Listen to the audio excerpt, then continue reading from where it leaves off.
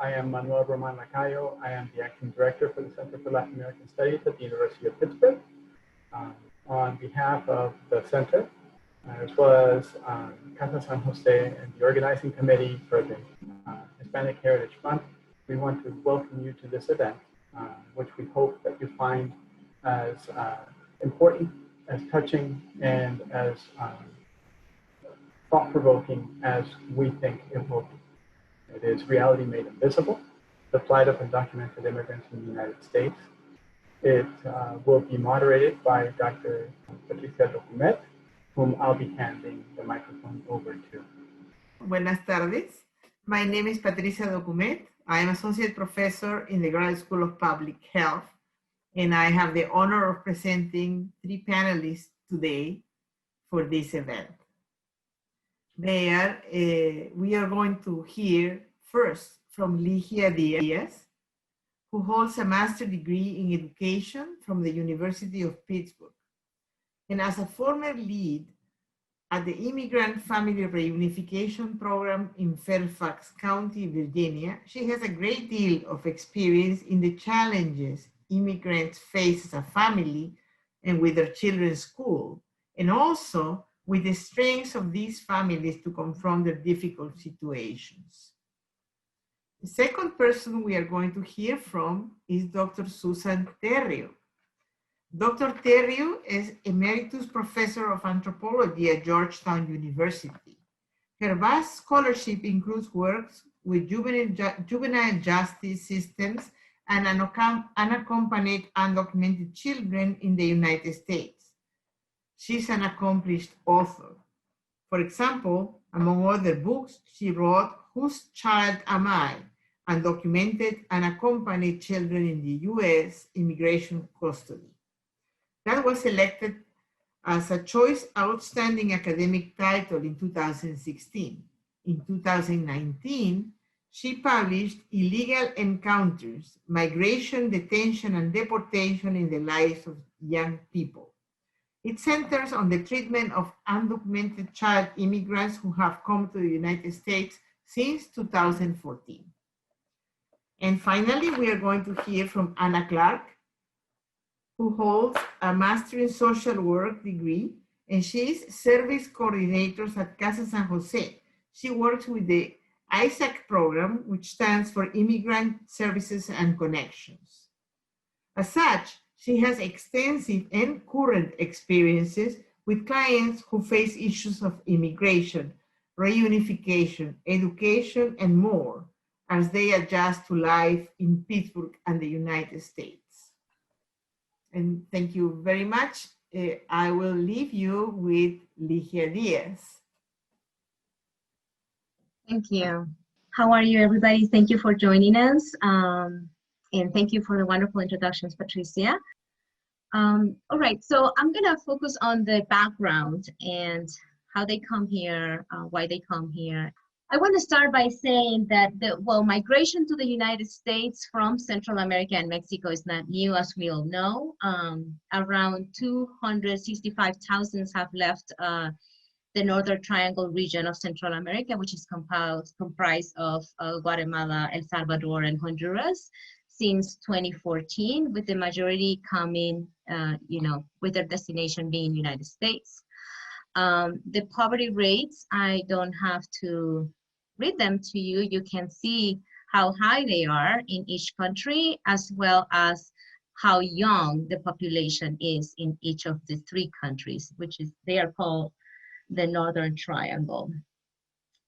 In terms of the reasons for them leaving their countries of origin, in 2018, the International Organization for Migration conducted a rapid survey among the migrants in the caravan coming to the US and found that 52% cited fleeing poverty, 18% cited fleeing violence and insecurity as their main motive for leaving, and 2% family reunification, and 28% cited a combination of all these factors are their main driver for coming to United States. And of course, research has found that climate change and poor governance has been a major driver for migrants to come here. There is a lack of political will, low investment in education and health, rampant corruption. Among some of the lowest tax collection rates in Latin America are in these 3 countries, including my own home country, Nicaragua, as well. And state institutions are underfunded. So without that strong state presence in neighborhoods and cities feeling left alone, they have become very vulnerable to criminal trafficking of people, drugs, and arms. So that's kind of the socio-political economic background. I did share a link to a video. It's only 5 minutes, but I don't have time now to show it to you. The organizers will send it to everybody at the end. You can watch how some people give testimony of what they go through in order to come here. So in terms of values, I want to talk about values because these are the strength. These are the things that give these families that resiliency to overcome all the hardship. You may think, oh my goodness, how these families can live their lives behind to go that horrible journey in the desert and be almost sentenced to death by taking that journey, and then still come here, be getting that kind of treatment that they're being subjected to in immigration. And then if they make it, to meet their relatives, then the struggle to try to find a job here and work in some of the lowest paying jobs in the United States. But they do it. They do it, and they have a lot of strength and a lot of dreams, and their dreams make them do this. They don't see any other way of doing it back in their countries with the conditions that I just described very briefly. I could go on for hours talking about Central America since I am from there and I used to live and work there. But of course, there is no time, so we have to summarize here. So in terms of values, while Hispanic culture is complex and there is no single way to pinpoint specific factors that summarize parenting values, the factors identified here have been found relevant components of Hispanic parenting values in different research studies.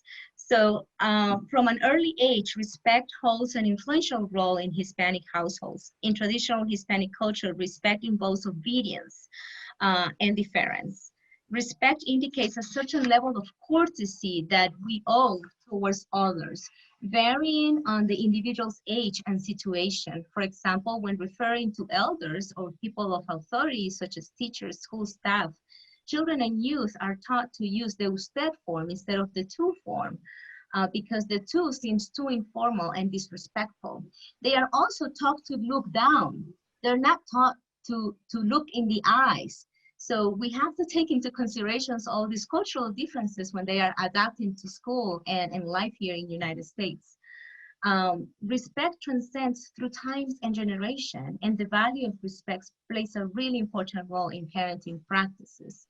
Being disrespectful is almost like considered like a sin among Hispanic families. And you have a quote there from a parent.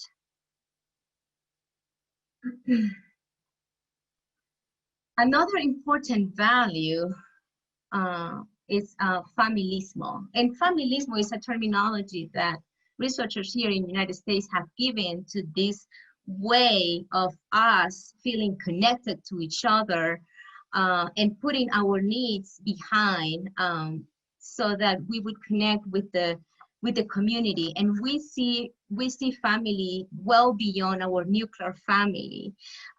So we pay attention to what grandparents, uncles, and aunts and godmothers have to say about how we should live our lives, because we feel that all of them love us and want the best for us. So we do pay attention to what others say. So for us, it's not so much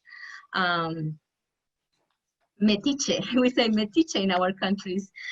You're not being metiche if you give me an advice. I will pay attention, I will listen, because maybe you are seeing something that I'm not seeing. And that's how we grow up.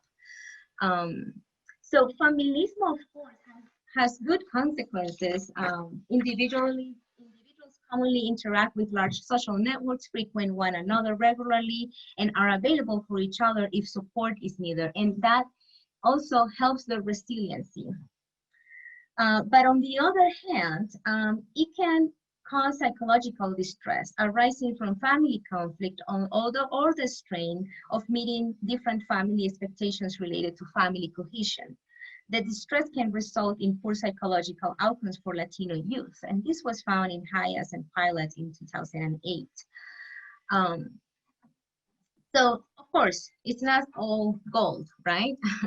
Then in terms of religion, Hispanic place that great importance on religious matters. Religion is seen as a community involvement where individuals can join spiritual forces, work through their struggles as a family, and form social networks. Within this culture, it is more common to see a large interconnectedness between one's family and the church community. Spirituality is passed on from generation to generation. Several traditions dearest to their hearts are maintained and bring them together and build up their resiliency. Now, once they are here, they need to form that new home. And what is that new home? How does it look like? There is always parents' perspective. The parent, for example, expect their children to be grateful for the sacrifice they have made by migrating to the States and providing for their children back home, while also maintaining usually a new home here. Instead, the children may feel ambivalent about leaving their surrogate caregivers and reuniting with their parents. Parents often report difficulties guiding and having their kids listen to them. It is not easy to regain their kids' trust. Parents may feel guilty and may result in inconsistencies and overindulgence, especially in the first few months of the child's arrival.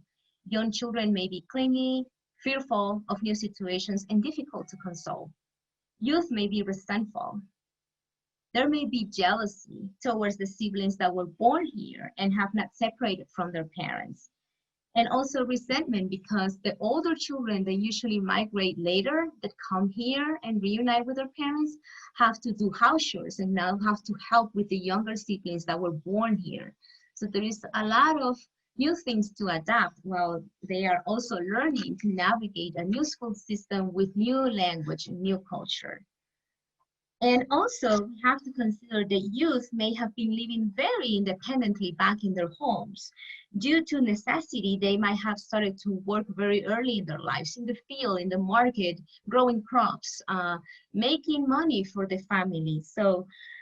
And also schools back there won't have the system to control whether the kids are coming or not and enforce attendance. So these kids may have been living almost like an adult back home, and to come here and to have to adapt to structure within society, within the family, within the school system, with all the rules the schools have here, it's really hard on them. Also, we have to consider that very few Hispanic families will seek counseling during these difficult times due to the stigma that can be associated with it, with the fact of seeking counseling or mental health services. So we kind of started talking about these. Let's say that the one thing I want to add here is the trauma, the trauma that these kids may have lived before, prior to their journey, during the journey, and once they are here in adapting to the new setting. They may have witnessed violence at home, back home. They may have, of course, witnessed violence and distress during their journey. And this may come in the forms of nightmares and fears during, well, once they are here trying to adapt. We had kids in Fairfax when I was working that would react to the fire alarm, and they would not like it. It was too many lights in the classrooms, and the fact of being enclosed the entire time, not having recess. Recess is never removed from the school structure in Central America. We have recess all the way through high school. and the kids can go outside. So here is totally the opposite. It's a strong change for them. And like I was saying, the schools in Central America have less of a budget and thus less methods to enforce regular attendance and to provide also communication with the parents. There is not such thing as all these different methods of communication that the teachers have here with the parents. You know, the schools might look like the one you have there at Rose School in Honduras. And so for the parents to be on top of all the communication that could happen, it's a lot. So what trauma could look like, and this is gonna be a snapshot of what trauma could look like.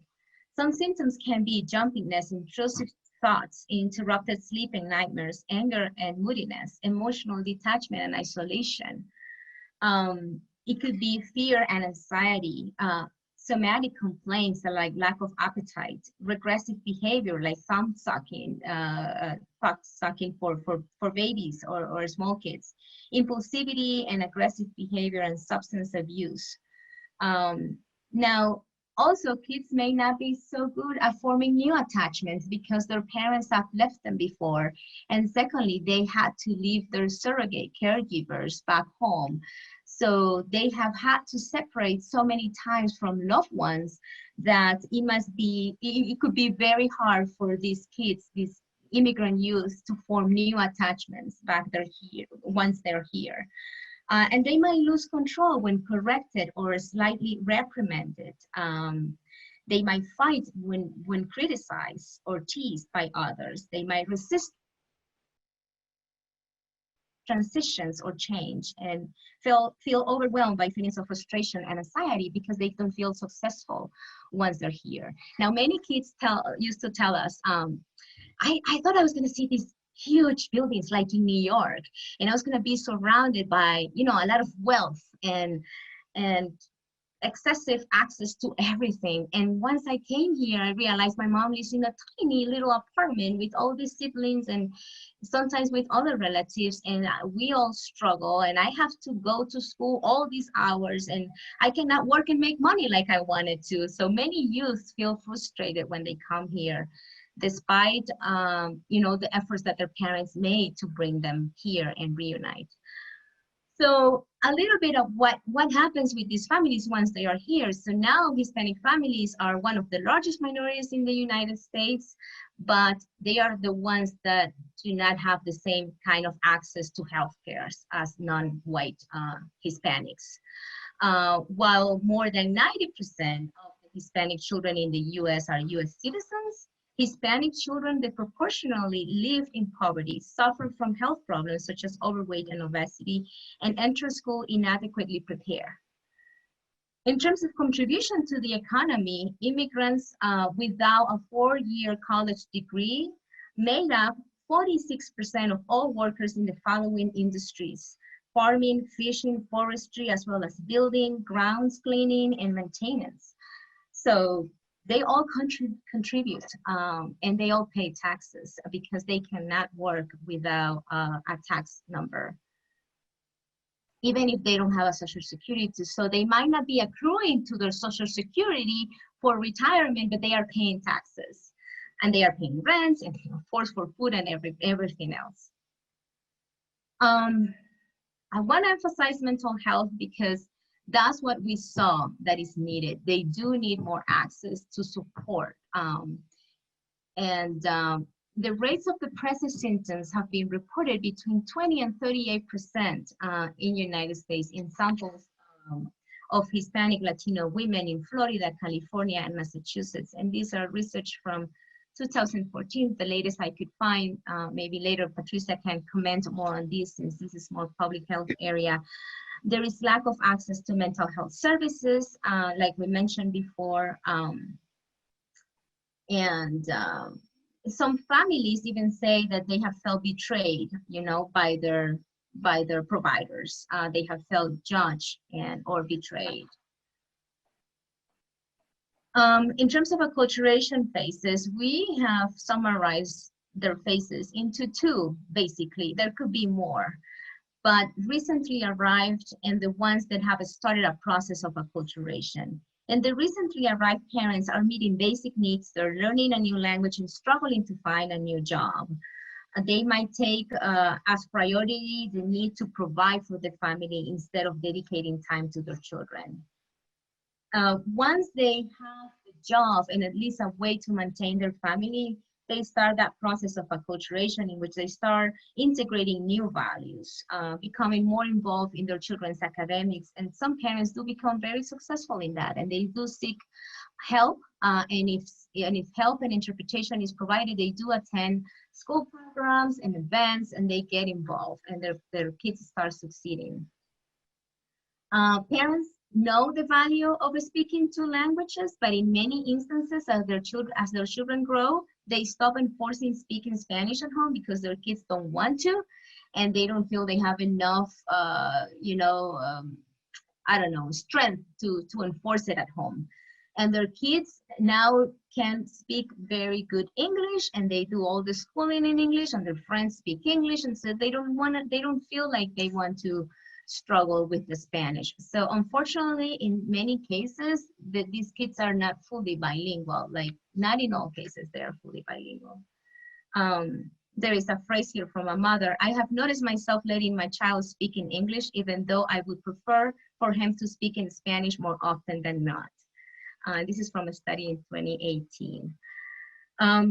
And it is hard for parents to also adapt to the culture in the United States, like sleepovers and Halloween and spending time with friends that they don't know. And sometimes also they don't have a choice because they work 2 or 3 jobs out of the house. And so these kids start making friends in the neighborhood, and nobody's really watching whether these friends are good influence or bad influence. And unfortunately, if there are not good mentors in school and not good guidance in school, these kids may start getting in trouble. And that's when, we have more issues, because the kids are just hanging out with whoever they see, and they might actually look for those faces that look similar to what they used to see back home, and those behaviors that they used to see in their neighborhoods back home. And so it might be not exactly the best behavior, but that's what they see as familiar. So in an environment where everything is unfamiliar, you look for the more familiar things, and that's what you follow. And so some school psychologists and counselors, wanted to understand what's going on. But the thing is that if there are no other more role models for them at home or in school that really connect with them in a certain way, they will follow that other role model that they're used to see around them, and sometimes it's not the best. Now, parents do report that at certain point they start learning about important things in the United States, like discipline, and how they should start disciplining their children. And some parents in this research that I was checking, which, some of these things is from my conversation and my work in the schools, but also from things that have been published. And some of these parents are saying, yes, due to fear through authorities' involvement, like the police and CYF, I have increased my awareness of the benefits of verbal means through observation and discussion with other parents and professionals instead of physical punishment. And lastly, this is my last one, is about what can be done. And we need more supportive atmosphere in the classrooms, the health clinics, and other public offices. We need to fill them with empathy and hope, demonstrate that genuine interest in the family current situation and well-being, promote connectedness and a sense of responsibility and belonging.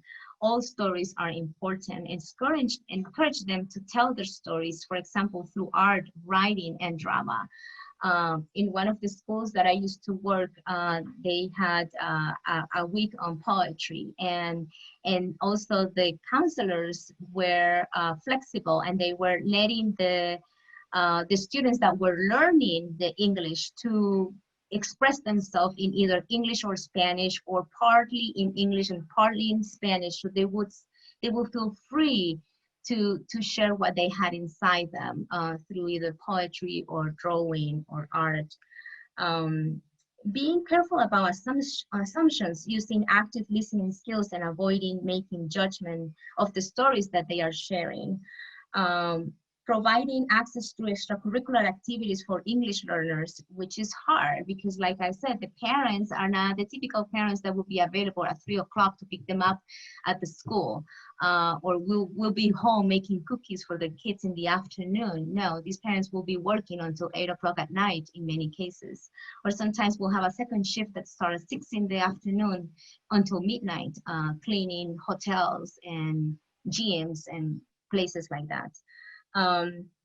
Promoting parent engagement, providing information, bilingual information, parenting programs, strengthening parenting skills and communication in the family unit, placing more bilingual staff in schools and health clinics. In many cases, we saw that there were counselors or other professionals in the schools that were bilingual, but in the health area, there was no one. And so we needed to go and walk with the kids when they had an emergency or a situation to the clinic because the nurse had no idea how to help them. Help the child predict what will happen while transitioning to a new home and a new school. It's amazing how specific you have to be with these kids. You know, here is expected that you go to your locker.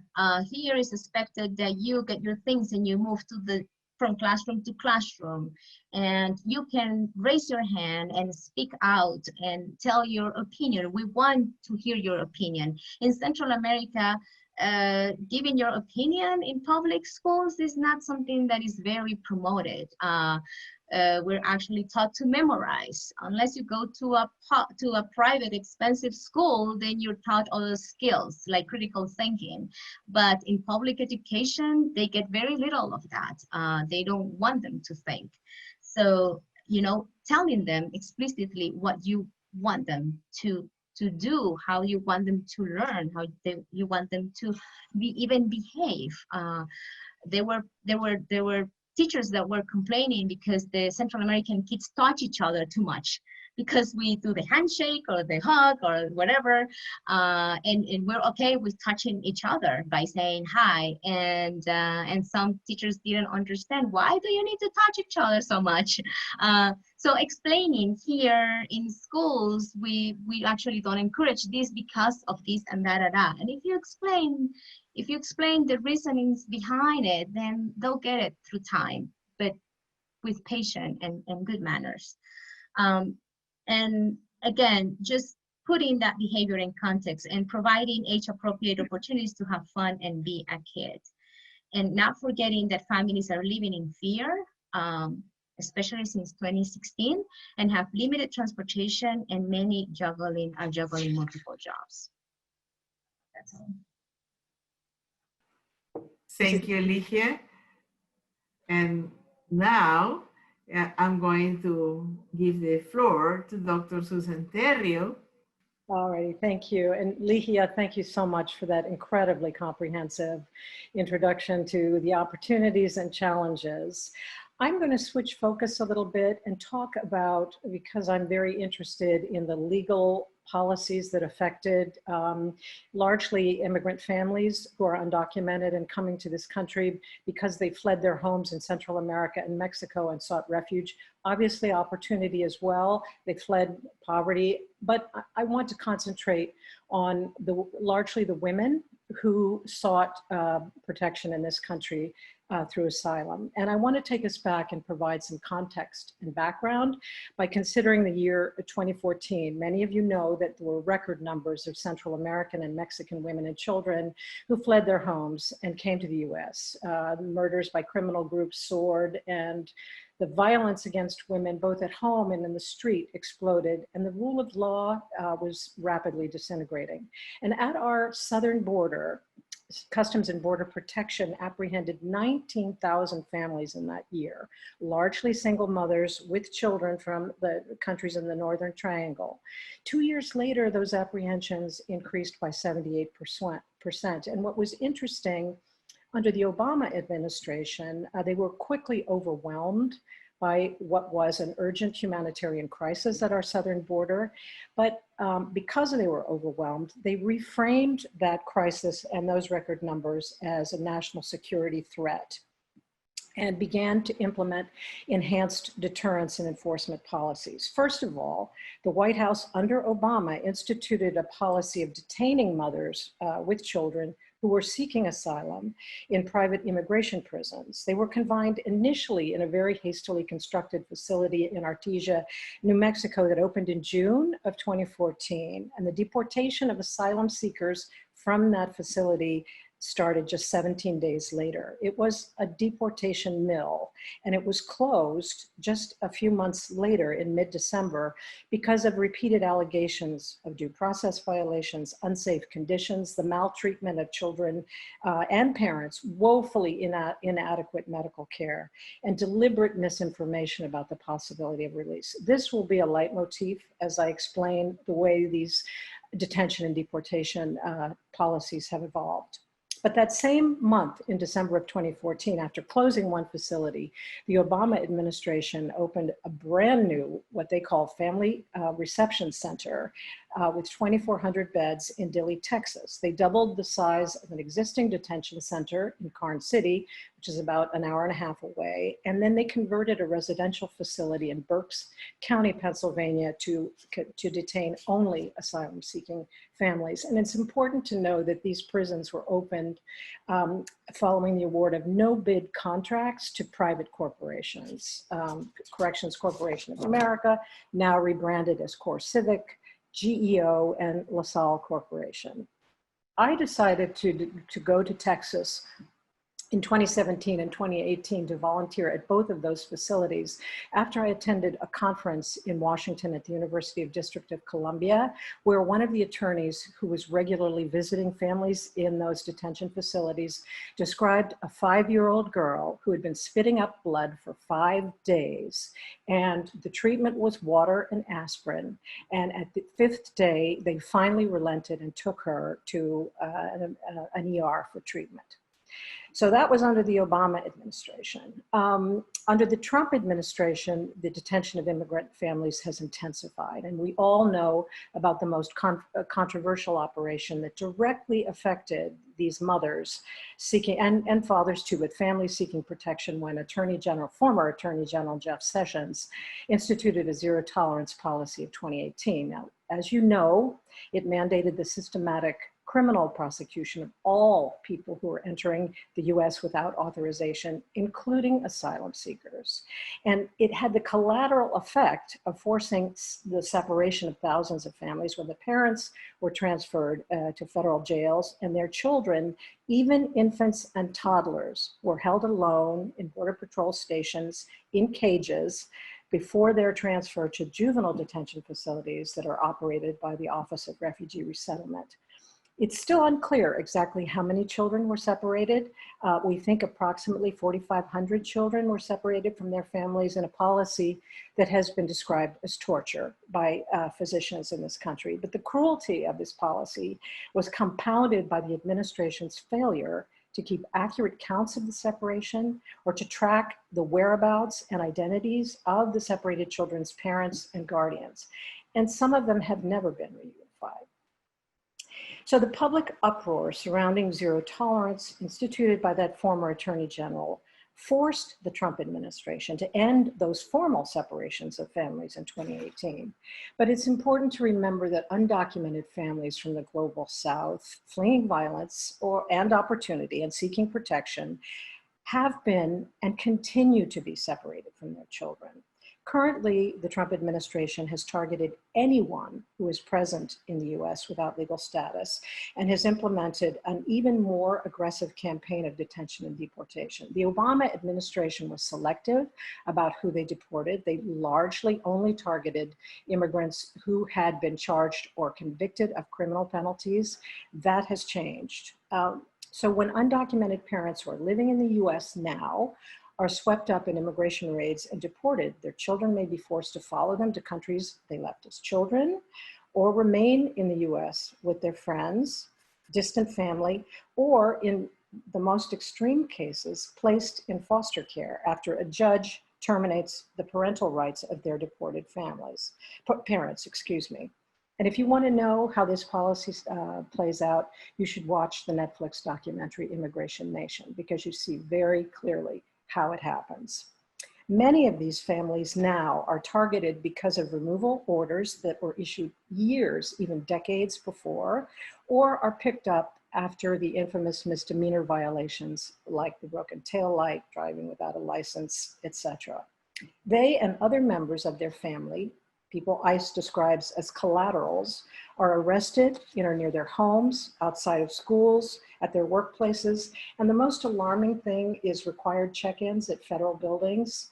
That has always been a practice, but increasingly when people are showing up for those scheduled check-ins, they're taken into detention. They are not allowed to see their family. They lose communication, no goodbyes. The other thing that's happening for DACA recipients at scheduled check-ins with USCIS, which is a different federal agency than ICE, same thing can be, not always, but can happen.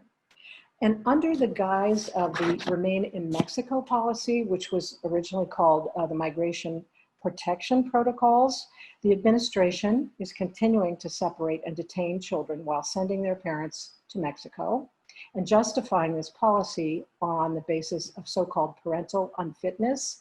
And the detailed reports by the Women's Refugee Commission and the Texas Civil Rights Project have shown how border officials are the ones who make the determination. They have no background in child welfare. They customarily do not consult child welfare experts and are sending parents back, separating children, often without any actual evidence that parents are neglectful or abusive. And as a result, as of December 2019, 1,100 additional separations have taken place. Now, talking about the same population that Ligia mentioned in her presentation, and thanks to Ligia, I had the opportunity to interview 15 undocumented immigrant mothers who were living in Fairfax County.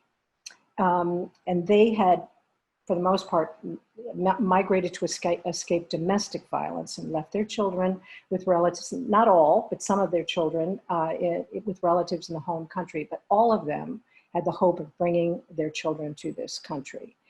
But they face huge obstacles in reuniting them. The heavily militarized southern border, the high cost of living in Fairfax County or in anywhere in the greater DC area, very stiff criminal penalties for legal entry or re-entry are the reasons that family separations last for years. Now, those women were very fortunate to have access to a program like the parenting classes and reunification classes. And compared to what is available here in Georgia, this is where I now live in Savannah, Georgia, they have in Fairfax County and some other jurisdictions very impressive support, enrolling their kids in public school, applying for social services, finding pro bono attorneys, and in managing all of the challenges that Ligia mentioned in parenting kids with whom they have not lived in many cases for years. But that approach, the approaches in Fairfax County and Montgomery County, Maryland, where I lived for 25 years, they took a very progressive, until recently, they took a very progressive approach to the presence of undocumented populations in their midst.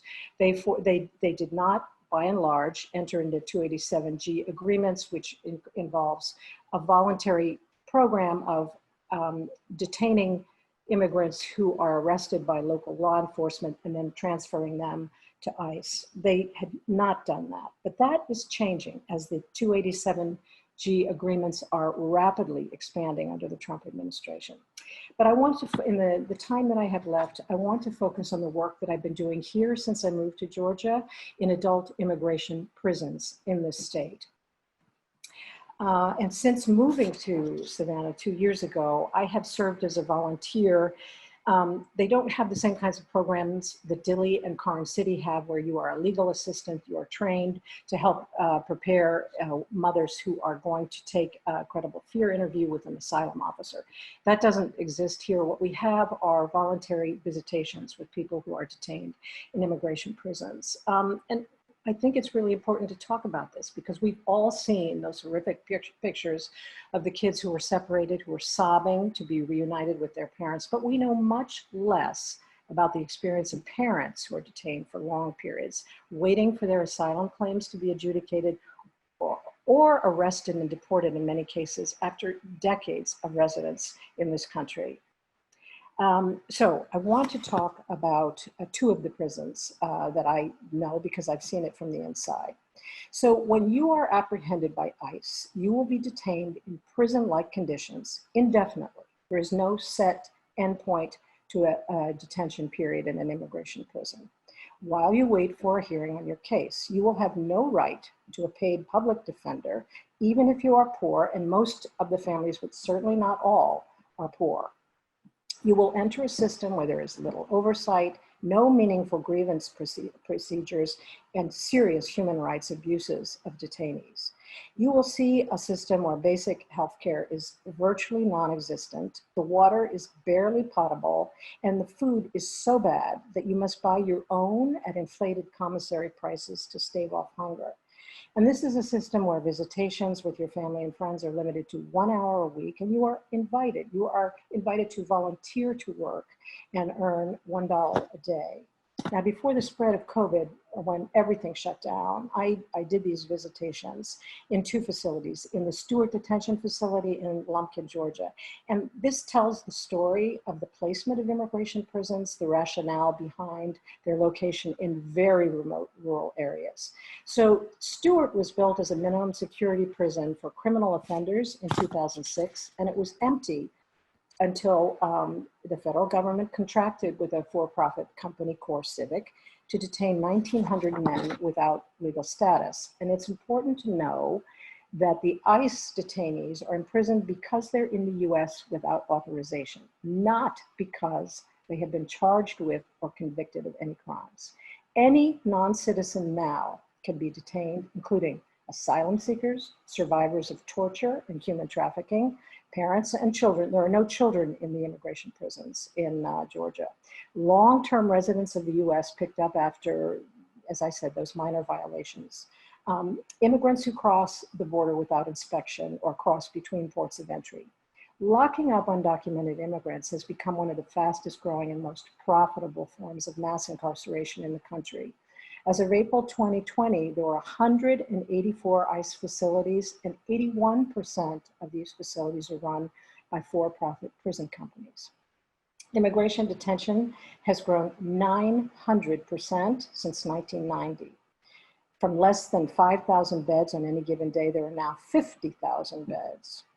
ICE was only created in 2001, but it has grown exponentially.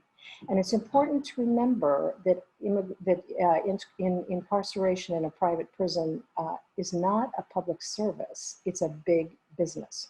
Local municipalities welcome these prisons because they get a cut of the per diem cost that's paid by the federal government for each detainee. And Lumpkin, for example, as the other detention facility I'll describe in a second, Irwin, they're located in the poorest areas of Georgia. Stewart Detention Facility is the largest employer in the area and provides the single largest revenue stream.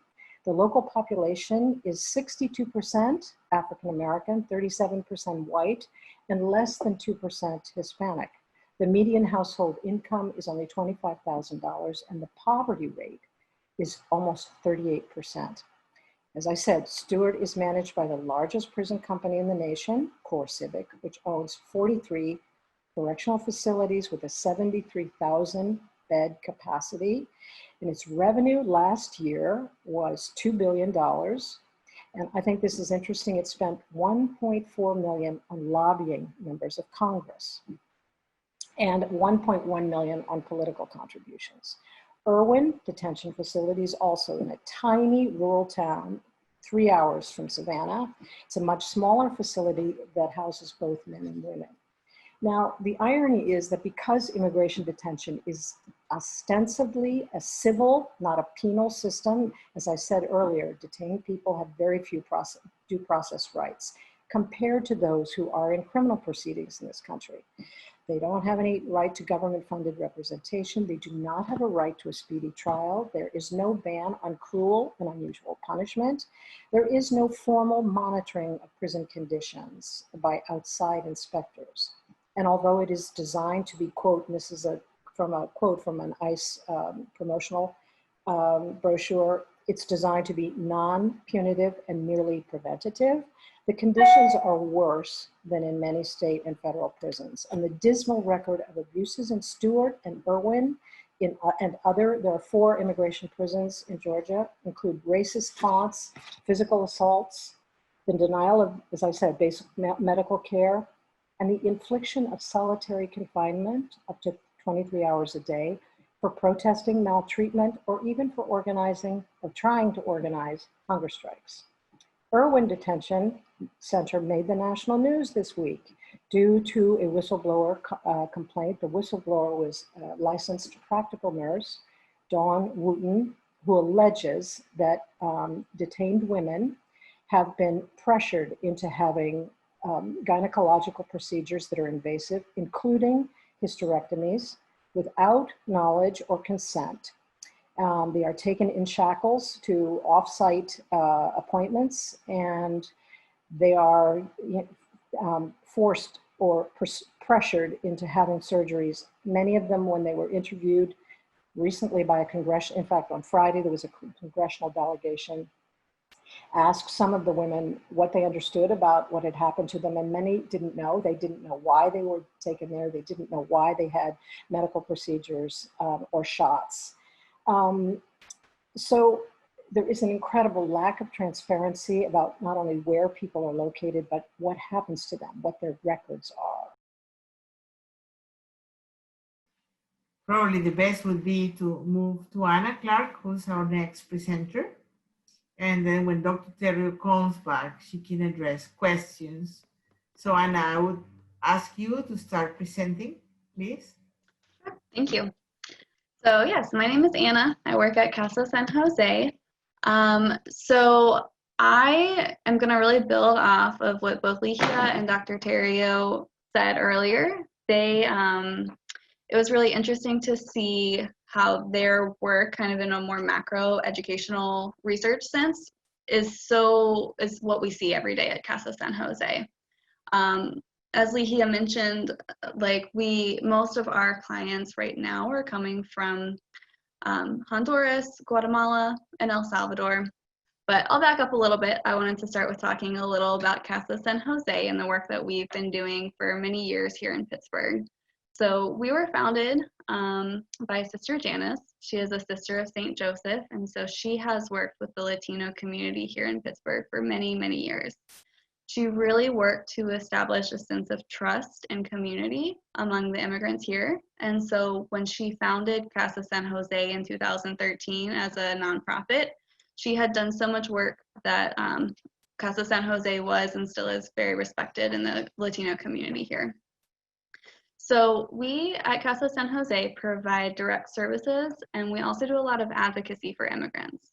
So for direct services and advocacy, they're both really important to have both a micro kind of one-on-one work with the community, but as well as try to influence some of the policies and the injustices that Ligia and Dr. Terrio have mentioned already in their presentations.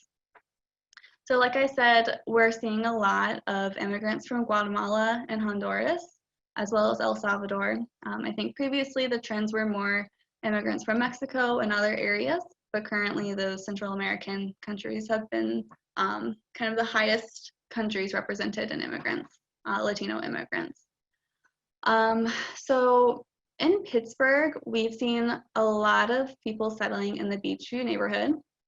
There's a large Latino community in that area. That's where Casa San Jose is located. And so that's kind of where the services are settled. It's really well located along the train in Pittsburgh. So it's a primary mode of transportation, as a lot of people can get directly to downtown from the Beachview area. We've also seen a lot of people settling into the East End. So as the community grows here, as we get more immigrants coming, they have expanded over to the East End. There's a lot of additional services and resources in that area. But we're also starting to see a lot of people moving into the outside counties.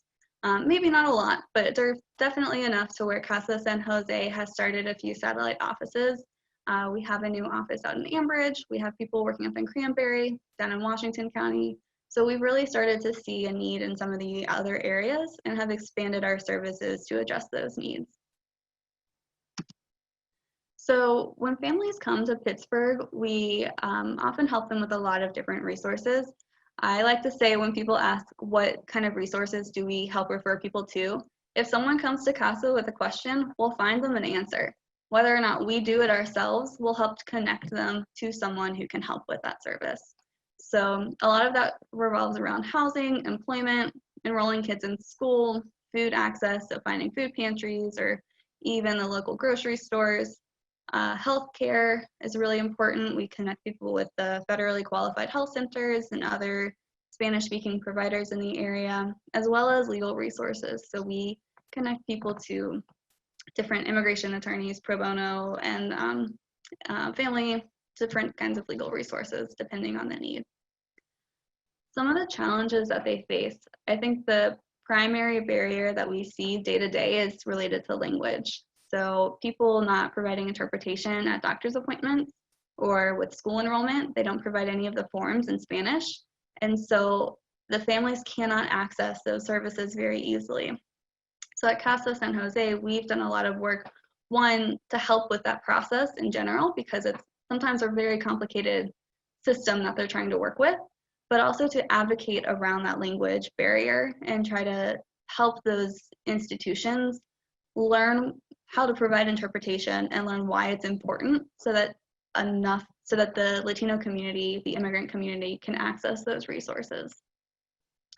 Another challenge that we see frequently is difficulty finding employment. When people arrive, they often don't have work permits, and so there are limited jobs in the fields that Ligia mentioned earlier of kind of construction, landscaping, restaurants. Those jobs can be hard to find sometimes.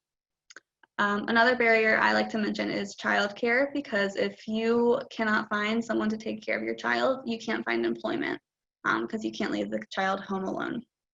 That's also expensive, which can be really hard for the families to find affordable childcare.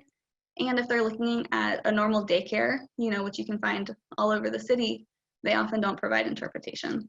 So that's another barrier. I also wanted to mention transportation as a barrier, because even though in Beachview, where the train does run, in the East End, where there are many buses, it's still complicated for immigrants to access those services, the transportation. If you don't speak English, it can be hard to know how to use the bus or how to learn how to find where you're going. It's a completely new city, you don't speak the language, so that's really complicated. But this is another piece where the advocacy really comes in that Casa San Jose does.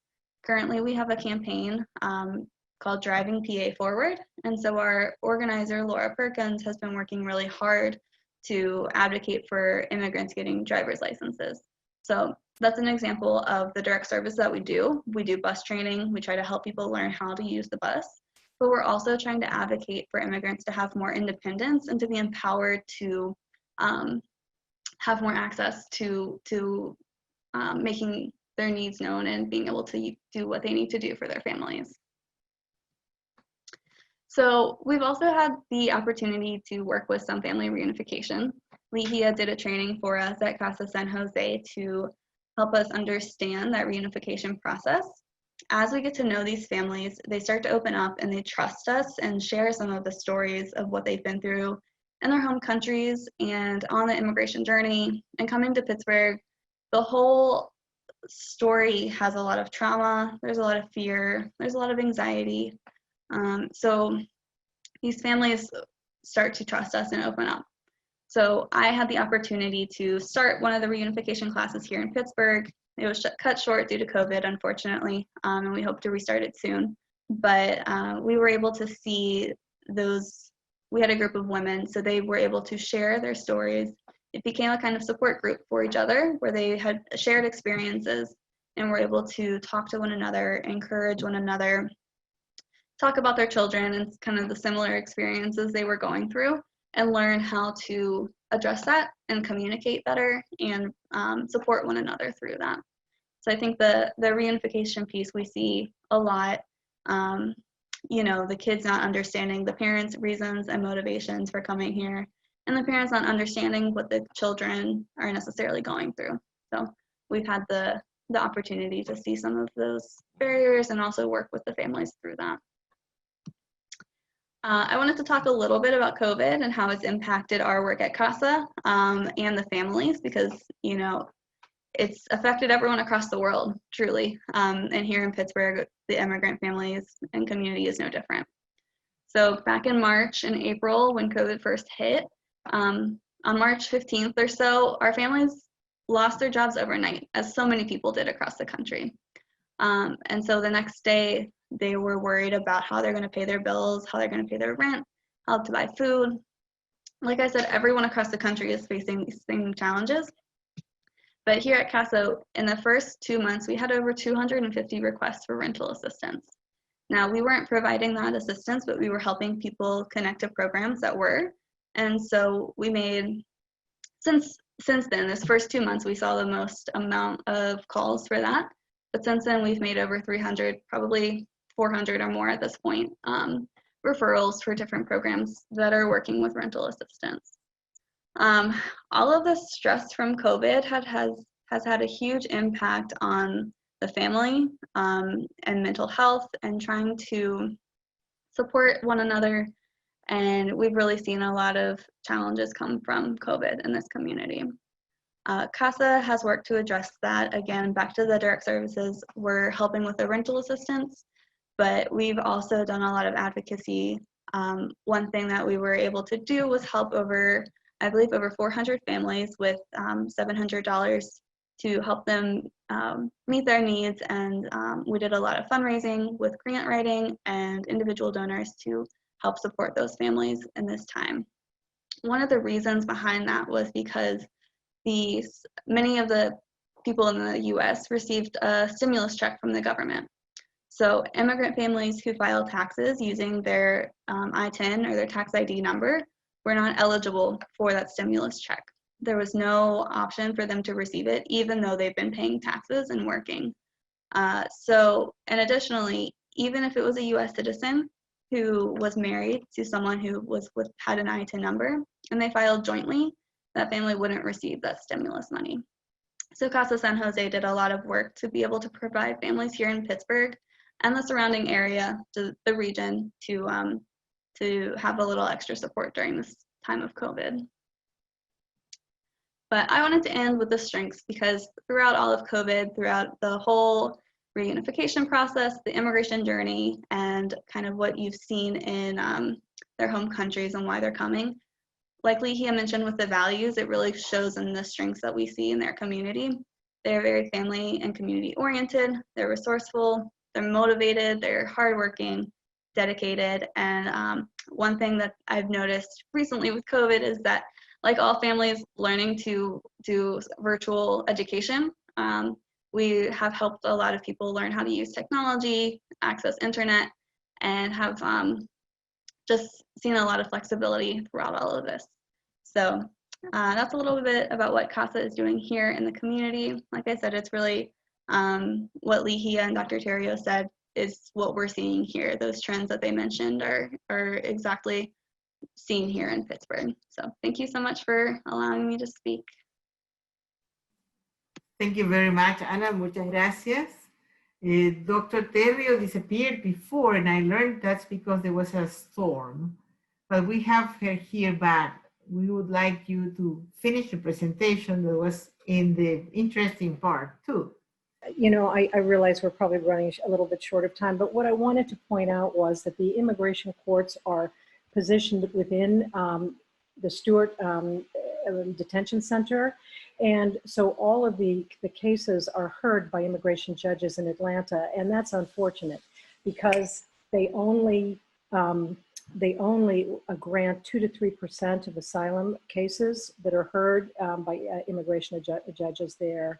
And the stories are heartbreaking. That's what we did as volunteers, is just talk to the people who were detained, and they all have horrific travel stories, overcoming adversity, getting to the US. And one gentleman from West Africa, I speak French fluently, that I interviewed, had left, you know, he'd been beaten severely, almost to death in his home country of Ghana, got into Brazil, worked his way up the entire continent, crossed the US border, passed a credible fear interview, and then was shuttled among Customs and Border Protection facilities in shackles for 3 weeks before he was sent to Stewart. And because he had all of his documents and all of his medical records and affidavits, he was sure that he would get asylum, and he didn't. He was denied. And when I spoke with him, he had been languishing in detention for a solid year because his case was denied, and he was insistent that he would try to appeal it.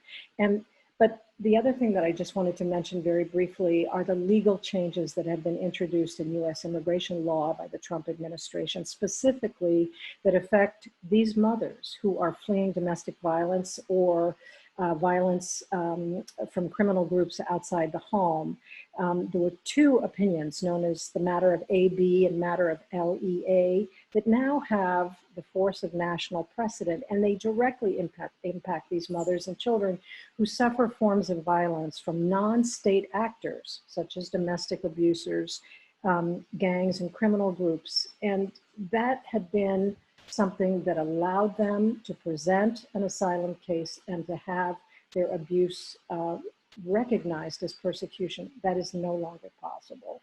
So I just want to emphasize that we are making war on a population of very vulnerable people who are routinely denied their constitutional right to humane treatment and due process while in detention. And now that the pandemic has been used by the administration to completely seal the border, the administration hardliners have achieved with COVID what they were unable to do or only able to do piecemeal, which is effectively blocking anyone with an asylum claim or petition from getting into the country.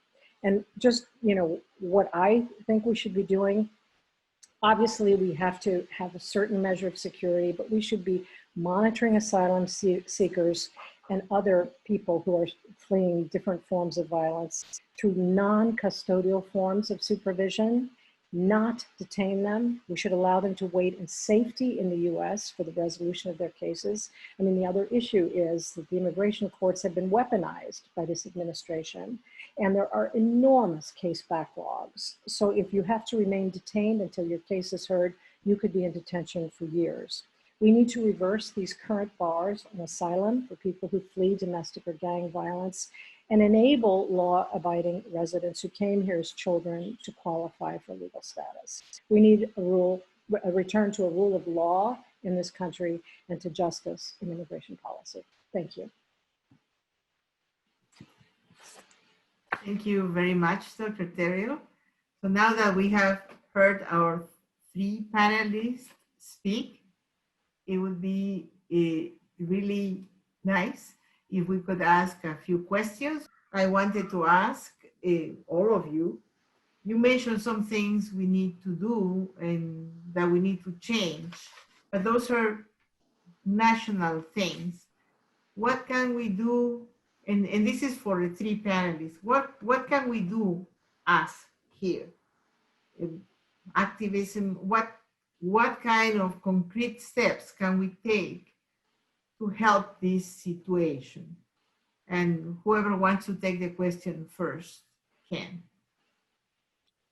I can take a stab at it. One of the things, based on what Anna was just talking about, people who, undocumented family members who lost jobs and were immediately vulnerable to being evicted and not having enough food on the table. There was a rally in Savannah yesterday, and the Southern Undocumented Student Alliance, one of the things they're doing is a very local level initiative, is getting a GoFundMe campaign to come up with money to be dispersed to the immigrant families who really can't put food on the table. And there's another, there are so many things like that that could be done. Writing your Congress people, there were 100 people at the rally, which is, it's a nice gesture, but we need to raise awareness. We need to contact, our local elected officials and, state and national officials as well. But there's another way. People who are in immigration prison, as I've said, don't have the money. I mean, the food that we heard about from detainees was full of worms, it was spoiled, it was virtually inedible. So there's a way that you can contribute to their commissary accounts. You can do it, you can set up you know, a way to put money on their accounts every month. So, or you can send them books. You can, when things are fairly normal again, you can go visit and listen to them. And you know, one of the themes throughout all of these presentations is stories, giving people the power to use their own voices, to tell their own stories in whatever way possible. And I think that, you know, using art in, you know, defined very broadly, visual art, poetry, music, is a very cathartic and therapeutic way for people who have experienced traumatic crossings and then suffer the trauma of being detained and separated from their children, even if they think that ultimately at one point they can be released. Those stories, you know, empower people to take control, to a measure of control over their lives and to be heard outside, you know, their communities or by their communities. So I think there are so many things that we can do on the local level. Those are just a couple of suggestions. Thank you. Those are great ideas. Anna, would you like to say something? Yeah. So I would just add to that, like here in Pittsburgh, there's a lot of local advocacy groups who do a lot of work with immigration and really across the state in Pennsylvania.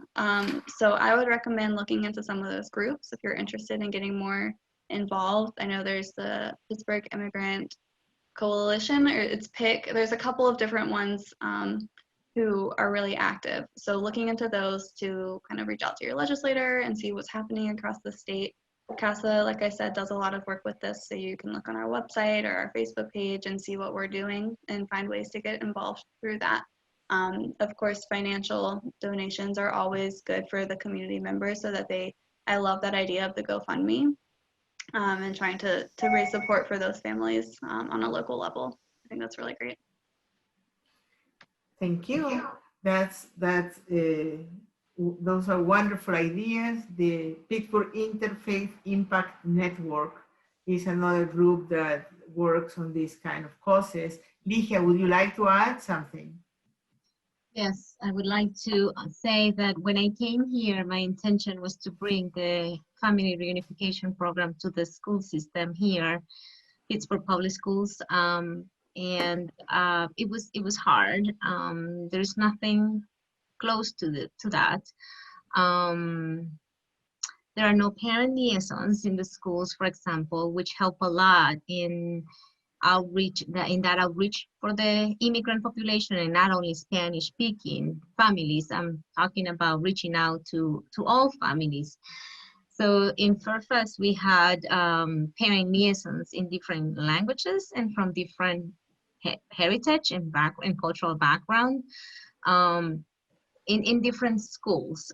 So if the school was primarily or the minority was African American, then they try to hire a parent liaison that would be from African American heritage, so the community could feel represented, you know, by the parent liaison or community liaison.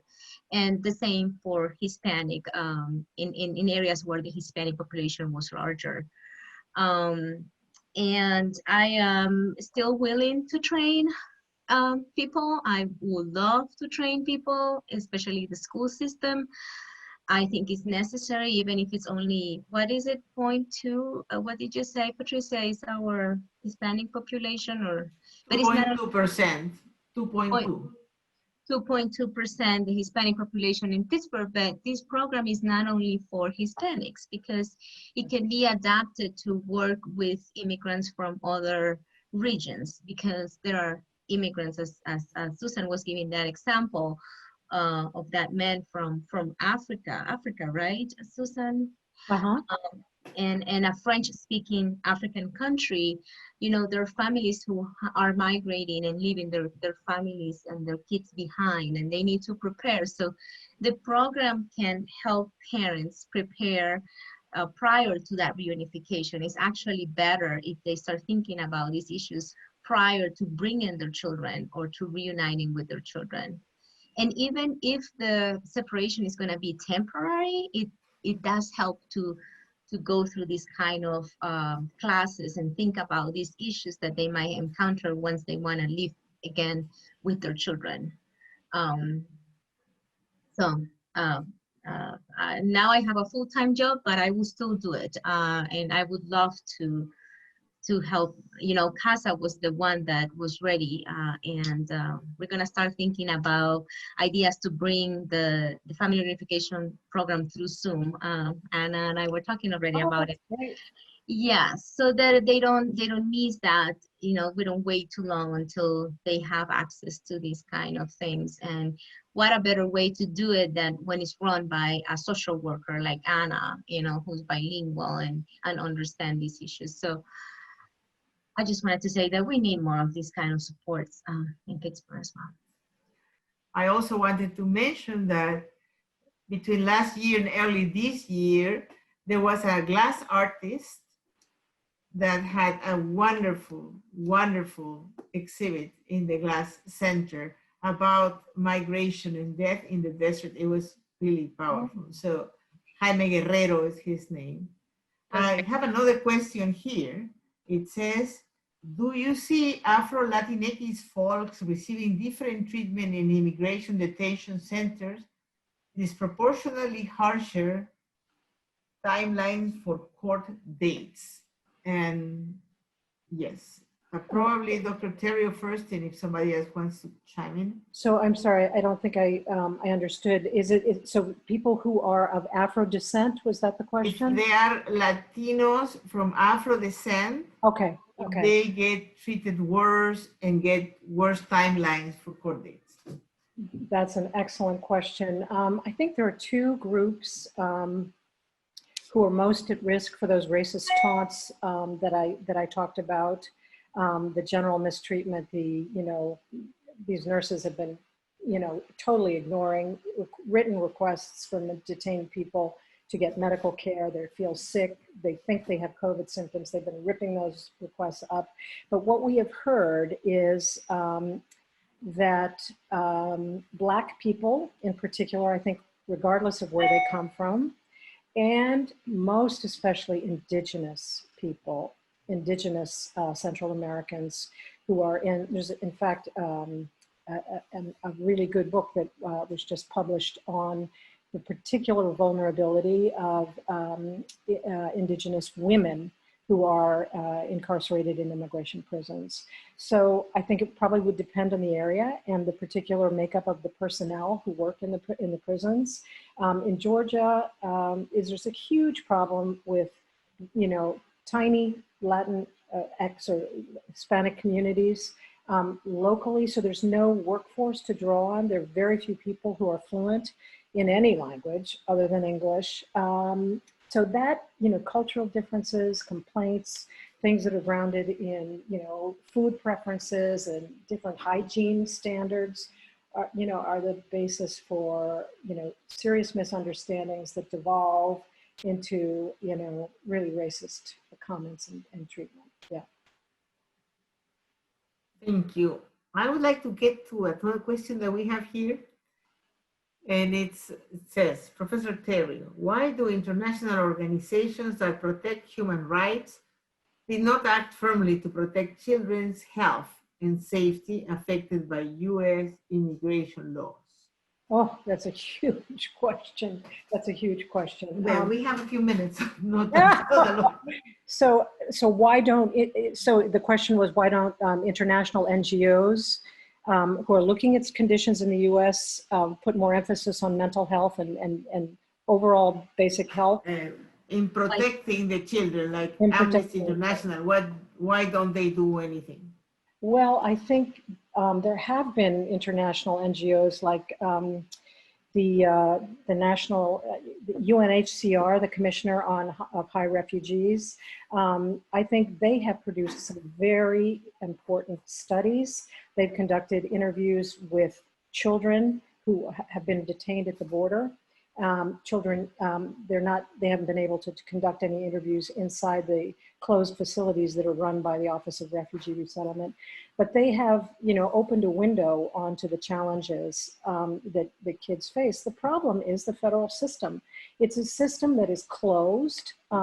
They do, in the ORR, that is the Office of Refugee Resettlement Facilities, they have, in theory, very strict regulations about the delivery of medical and mental health. They have access to counseling once a week. Those facilities compared to the adult immigration prisons are much, much better. But the issues go back to trauma and the fact that they are, the irony is that some of the kids who have the most compelling cases for getting legal status are the ones who spend much longer periods of time in custody and are therefore, they're traumatized because what they have experienced on the way. They're frustrated and feel, sort of penned up because they are in these closed facilities. And the other thing that has made the whole situation more difficult, I talked about adult immigration detention, but the people who have been running the Office of Refugee Resettlement under the Trump administration, by and large, the directors have no experience in managing refugee populations. And the emphasis coming down from the top has been on security and risk. So they haven't been amenable to expanding, medical and mental health programs. It's a huge problem. Okay, thank you. And I have a comment from Dr. Chavez Geneco, and perhaps our other two panelists could comment on the comment. It says, while the Latino population of Allegheny County or the city of Pittsburgh might be only 2.2%, the representation of the Latino population in the school districts and in general in the 18 years and younger segment is much higher.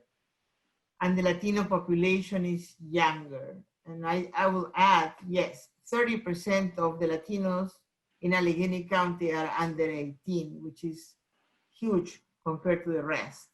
Do you have anything to say about this? Any comment in your experience, Anna or Ligia? No, I would just say that, we do see a lot of children. We have a youth program at CASA, so we are, working to help some of that community as well, that population. Mm-hmm. Thank you. There is another comment from Hector. Are there successful examples of fighting against the privatization of detention centers in the US that could benefit all in the incarcerated population, including the immigrant and refugees? I have a piece of an answer to that, not really an answer, but at Casa San Jose, where I'm the president of the board, when we had to put some of our money aside, we checked that the accounts had no, where we were investing, had no for-profit prisons. I think I would just say really quickly, what the recent events at Irwin have, there has been a groundswell of opposition since the zero tolerance policy in 2018 close these facilities, to stop detaining children, to stop separating parents and children. And I think that there is a groundswell of people who are horrified that we are running facilities that are manifestly cruel. And so I think one thing we can put our emphasis on is, joining movements to close them down. And Congress makes immigration policy because of the plenary powers doctrine. Congress is where we need to, send our complaints. Thank you very much. We are at the time, really. So I would like to thank you very much. Thank you, the panelists, Ligia Diaz, Anna Clarke, and Dr. Terrio, who came back after the storm. Also, Manuel, for introducing us. And thank you all the audience for making great questions and being interested in these topics. Thank you very much. Thank you.